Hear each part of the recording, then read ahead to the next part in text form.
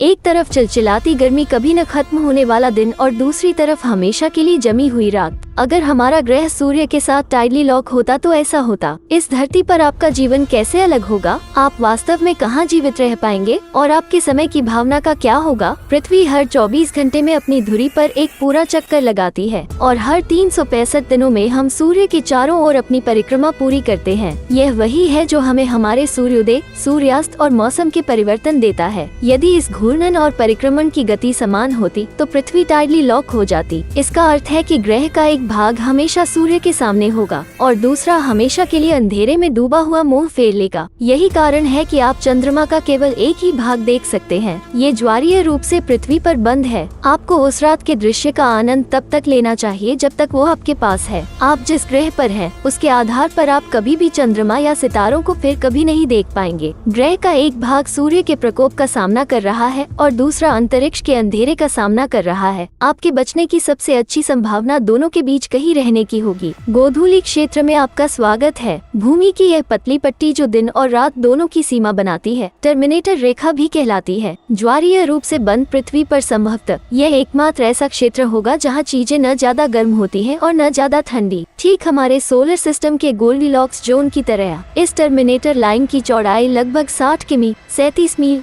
होने की संभावना है जो आज है। फर्क सिर्फ इतना है कि ग्रह के घूमने के दौरान हर दिन घूमने के बजाय ये पट्टी स्थायी होगी। अगर कभी न खत्म होने वाली शाम और भोर का एक क्षेत्र इंसानों के रहने का एकमात्र स्थान होता तो चीजें काफी भीड़भाड़ वाली होती। इसका मतलब ये होगा कि हर कोई अर्जेंटीना या यूएस के 25% जितना बड़ा स्थान निचोड़ लेगा। यदि आप भाग्यशाली हैं और पूरी पट्टी जमीन में ढकी हुई है और पानी नहीं है, इस क्षेत्र के बाहर कहीं भी रहने योग्य है या नहीं, यह इस बात पर निर्भर करेगा कि ग्रह के चारों ओर कितनी अच्छी तरह से गर्मी पहुंचाई जा सकती है। यदि प्रत्येक गोलार्ध पर पर्याप्त तेज जेट हवाएं हैं तो वे गर्म हवा को एक तरफ से और ठंडी हवा को दूसरी तरफ ले जा सकती हैं। हमारे जैसे घने वातावरण के साथ ये हवाएं झुलसा देने वाले दिन के समय को कुछ डिग्री नीचे ले जा सकती हैं और आप सूर्य से कुछ अस्थायी छाया प्रदान करने वाले प्रत्येक बादल के लिए आभारी होंगे। ये गोलार्ध पृथ्वी के वर्तमान उष्णकटिबंधीय क्षेत्रों के तापमान के समान हो सकता है। हमारे ग्रह पर जीवन चुनौतीपूर्ण होगा, यहाँ तक कि प्रत्येक पक्ष के बीच एक छोटे से तापमान के साथ एक बड़ा दबाव अंतर होगा। यह उन एक बार सहायक जेट हवाओं को सुपर शक्तिशाली विनाशकारी में बदल सकता है। जिन चीजों पर आपको अपना हाथ लगाना सबसे मुश्किल लगता है उनमें से एक है तरल पानी। यदि आप भाग्यशाली थे तो दिन के समय के हिस्से में पर्याप्त हल्के जलवायु के साथ तरल पानी हो सकता था, लेकिन ये सभी को बनाए रखने के लिए पर्याप्त नहीं हो सकता है और अंधेरे पक्ष में पानी संभवतः बर्फ में जम जाएगा। इस तरह के अत्यधिक तापमान भिन्नता के साथ आप पानी के अणुओं को एक दुष्चक्र से गुजरते हुए देख सकते हैं। दिन के समय तेज गर्मी के कारण वाष्पीकरण होगा,